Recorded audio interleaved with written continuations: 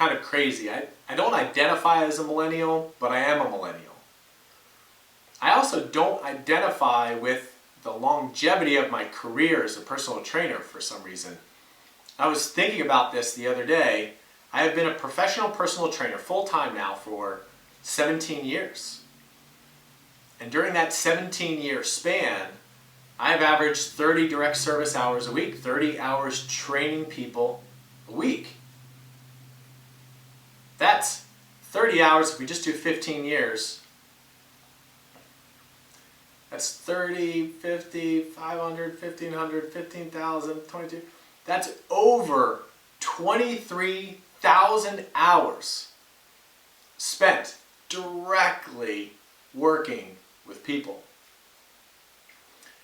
The other day, it was earlier this week, I was talking to a trainer in Michigan. He got my information from somebody in New York, and we were chatting by phone, and he asked me this question: how do you approach an introvert? How do you talk to somebody who's introverted without offending them and without critiquing them, because you don't want to offend them by saying, hey, you're doing something wrong? And I said, look, it takes time to build a relationship with somebody. In reality, you can't force it, you can't push yourself on somebody else. You just gotta say hi and just nurture a potential relationship with that person. But in reality, you might not be the right fit. And I have also realized that in my career. I'm not the right fit for everybody. I have 100% referred clients, former clients, who ended up returning to other trainers because they decided that actually we were a better fit. And the point is this. The point is that I have learned a lot about human nature over the past 17 years and over the past 23,000 hours spent with people. And the number one thing that I could summate from my career to you is that you have to make it meaningful. Now, maybe it's because I'm an introvert. Maybe it's because I'm a millennial. Maybe it's because I'm an auditory processor. I have no idea. But I do better listening to my goals than writing them down. I was talking to a client the other day. The client, he feels better acting like the bully. He feels better acting like the blamer and the persecutor. He's like, I bet you talk to yourself all the time. The truth is, we all do. We all talk to ourselves. And sometimes we may be overly critical.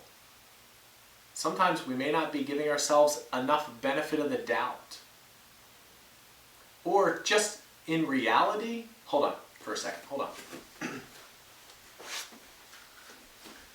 We might have a problem that we want to solve, like if this is the yoga block, if this is the problem. We might be holding on to a problem like, oh, my shoulder or my hip, or I don't have enough time to exercise, or look, I have to exercise in this shed out back because I can't go to my gym, whatever the case may be, the problem. And we overly focus on the problem. Not overly focus, but we focus on it, which is really important. And what happens is we forget about our goal because we have the problem. And what I realize is, as my role, I kind of see myself more as a guide than as a trainer. I see myself as a guide because I'm trying to take the problem and break it up and say, okay, this is a symptom, I know that. What's the system that we're working with? And what's the goal? Like, you want the shoulder to be pain-free so you can go do this activity. Okay, let's get that back. Let's see show me how it hurts during the activity so we can get you there. That is not a normal way to do things. So the thing is, you don't want to obsess about a problem because it can kind of steal your attention. It can steal your energy. It can distract you from what's meaningful. And maybe it's because I'm a millennial, and this actually works for my millennial clients to say, talk into a recorder and listen to your goal. do you want to do that goal now? I say, no, I don't want to do that goal now. I say, okay, well, what do you want to do that's associated with that goal? You start to ask questions and figure it out so you can get into that direction. Because what I have noticed is that they can't tell themselves in an authoritative way, go do this. I'm going to go lose that weight. Because inevitably, they really don't care about losing the weight. It's somebody else, or maybe it's a societal thing that they think they should use the weight to be able to fit into the clothes and that whole jazz. But I started to learn, actually, that they weren't capable of motivating themselves. They didn't have the voice to motivate themselves. I listened to it in the recording. They couldn't say, come on, this is worth it. I need to do this. They didn't have the motivating voice. Where I told you about that critical, blaming, persecuting client, they have that voice. That means inside of their head and to other people, they are exercising that critical, blaming voice. And they don't have another speed. They don't have another voice. So I think there's something to this idea of using a recorder. I mean, if you look at history over the past 10 plus years, Facebook, the selfie, the Instagram, the videos, the whole thing, there's been a lot of development about that, with people loving to take pictures of themselves and this whole thing. I think we're right there. I remember growing up, my wrestling coach used to tell us to look in the mirror and say, I can do this. Well, that kind of never really vibed with me because I was trying to say it and listen to it at the same time. It's I can't do both, right? Generally, they say, if you're talking, you can't be listening. So they say, shut up and open your ears. Am I right? So, whether or not you're a millennial, whether or not you think that my 23,000 hours of experience gives any credit to what I'm suggesting to you as guidance, but I wholeheartedly suggest that you find a way to make your goals meaningful to you. Because if you say, look, for 5 years I've wanted to accomplish this goal, but I haven't. I would say, are you committed to it? Say, yes, I'm very committed. I believe him. Say, okay, let's kind of track the commitment. We go along and let's say, okay, let's use the second quarter of the year, so 90 days. So, okay, we'll track it, keep a repetition record, and let me know how many times you get it done, and start kind of strong, start stacking them up. And then, now I don't think it's them. I think it's something about the brain and engaging their energy, and that goal becomes meaningful or not meaningful. And they're off solving a bunch of other problems. And what actually happens is they end up reaching decision fatigue. And I think a part of that gets disrupted towards what's meaningful, what's purposeful to them. I've started to ask that client and other clients in a successful way, what would you regret not doing? What would you regret not doing? So if they have a free hour, I give them some sort of guidance, like, okay, write a checklist on what you need to do. Okay, write down these other things. And then I want you to write down the one thing, or actually 3, because I love the number 3, but or 3 things you would regret not doing in that hour. And I don't know what it is about the brain, or maybe it's just the personalities inside of that. I'm not quite sure. But it engages this perfectionistic side. What would you regret not doing? Like today, would you regret not working out? I say, yeah, when I lay my head down at night, I would regret not having done some exercise. Well, some exercise is different than their goal. 20 minutes of exercise. I need to do 20 minutes on the bike. 20 minutes on my rower. I just got the new rower, I have the bike, now I have both. I want to do 20 minutes on both of them. And then what they would regret doing is some exercise. Well, now they have some parameters, some standards for their day. Well, I think that is just fabulous, don't you? I mean, the thing that engages your energy, that's what I care about. I care about your engagement. That's what's most meaningful to me, because I know that if you get engaged,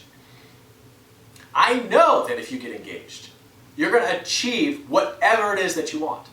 So what I'm sort of talking about here,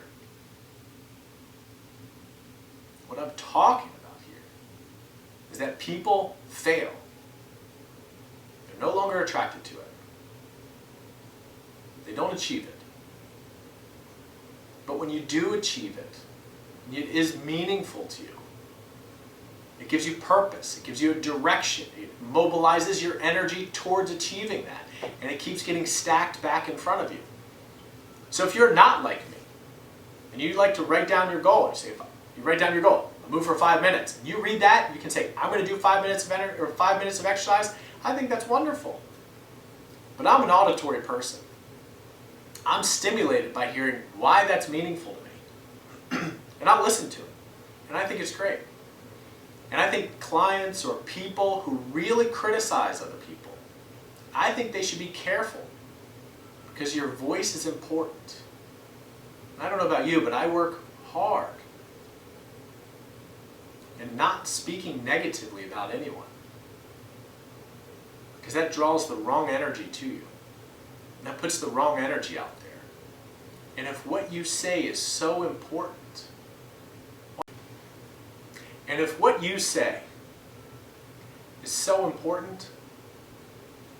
why not say it to yourself? Why not hear yourself say it? And why not digest those words and build that voice that can guide you, that can motivate you, that can pick you up and take you forward towards your achievements? That's my hope for you. And I hope you can feel it in my words, because I mean it. A week or two ago, I was on a podcast for a global international gym chain. And they were interviewing me because I have this program that over 7,000, whatever. And they were asking me, and I started to relay this idea of regret and asking yourself, and they said, oh, we have all of our salesmen trained this way. Trained to the recording, to make a recording, to increase their sounding of conviction. Now, that is so far off base from what I'm suggesting. What I'm suggesting this for is personal achievement, bringing your best self to your goals, to keep you attuned and aligned with what's important to you, to figure out real time how to solve the problems that you run into, so you spend less activity, so you do the right amount of activity to produce whatever it is that you're looking for, so you're efficient and effective. So I'm suggesting that whatever mobilizes your energy towards your goal, you use. But you use it for good reasons, for good achievements, for the betterment of other people. I love people. I love helping people. I'm a healer. This is my #1 place in the world. And I'm trying to share with you the best part of healing that I can communicate through this technology, that you can pick up and act on now. Doesn't that sound good? So if you like this, check out my website, DominicSessa.com, my YouTube channel, Dominic Sessa.